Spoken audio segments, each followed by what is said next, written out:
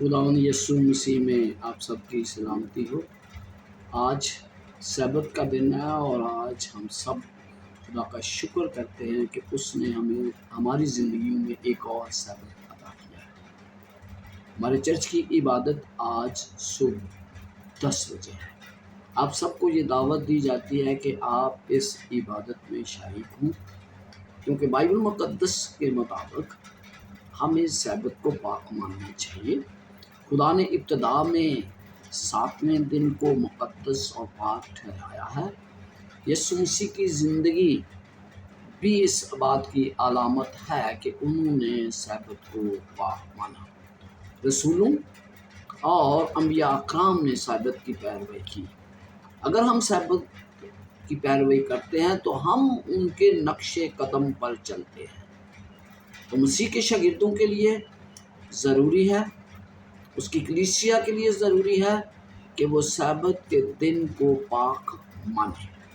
Bible مقدس میں بہت سی آیات سبت کے متعلق لکھی گئی ہیں، اسے مقدس ٹھہرایا گیا ہے اور اس کے ماننے والوں کو بھی خدا یہ تنبیہ کرتا ہے کہ وہ سبت کے دن کو پاک مانیں۔ میں بہت سی آیات میں سے صرف ایک آیت آپ کے سامنے پیش کرنا چاہتا ہوں، یسایہ 58 باب اور اس کی 13ویں اور 14ویں آیت۔ اگر تو سبت کے روز اپنا پاؤں روک رکھے اور میرے مقدس دن میں اپنی خوشی کا طالب نہ ہو اور سبت کو راحت اور خداوند کا مقدس اور معظم کہے، اس کی تعظیم کرے، اپنا کاروبار نہ کرے اور اپنی خوشی اور بے فائدہ باتوں سے دستبردار رہے، تب تو خداوند میں مسرور ہوگا اور میں تجھے دنیا کی بلندیوں پر لے چلوں گا اور میں تجھے تیرے باپ یعقوب کی میراث سے کھلاؤں گا، کیونکہ خداوند ہی کے منہ سے یہ ارشاد ہوا ہے۔ خداوند مجھ سے اور آپ سے یہ توقع رکھتا ہے کہ ہم آج کے دن اس کے ساتھ رفاقت میں گزاریں، کیونکہ بڑا واضح طور پر بائبل میں لکھا ہے کہ اگر تو سبت کے دن اپنا پاؤں روک رکھے اور اپنی خوشی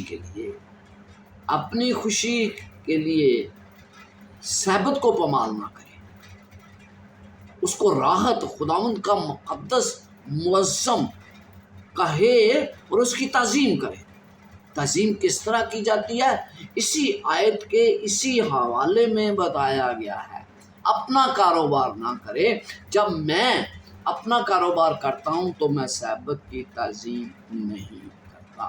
جب میں اپنی خوشی کے لیے بے فائدہ باتیں کرتا ہوں، اپنے آپ کو خوش کرنے کے لیے گپ شپ لگاتا ہوں، تو یہ بھی مجھے سبت کے دن کرنا روا نہیں۔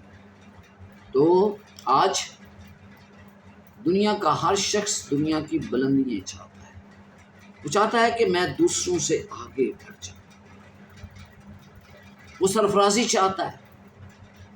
اور اگر آپ سرفرازی چاہتے ہیں، آپ چاہتے ہیں کہ آپ لوگوں سے بہتر کارکردگی دکھائے، تو پھر دانیال اور اس کے دوستوں کی طرح خدا کے احکامات کی پیروی ہر صورت میں کرنا لازم ہے۔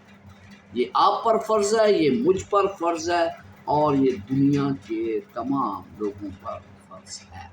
اور وہ کہتا ہے کہ میں تجھے تیرے باپ یعقوب کی میراث سے کھلاؤں گا۔ یعقوب کی میراث کیا ہے؟ یعقوب کی میراث آسمانی بادشاہت ہے۔ اور وہ کہتا ہے کہ وہاں میں تجھے لے چلوں گا، اور کیونکہ یہ خداوند ہی کے منہ سے ارشاد ہوا ہے۔ یسایہ نبی اس بات کے لیے بار اس نے کہا کہ یہ خداوند کے منہ سے ارشاد ہوا، مطلب یہ کہ میں اپنی طرف سے کچھ نہیں کہہ رہا، یہ خداوند کا حکم ہے۔ کتنا لازم ہے کہ آج بھی پاک سبت ہے اور خداوند کی آسمانی بادشاہت میں پاک سبت منایا جا رہا ہے۔ ہم سب نئی سرزمین میں بھی پاک سبت منائیں گے، تو کیوں نہ ہم اس کی پریکٹس یہاں پر اور آج سے شروع کریں۔ خداوند آپ کے ساتھ ہو اور آپ کو برکات سے نوازے، آمین۔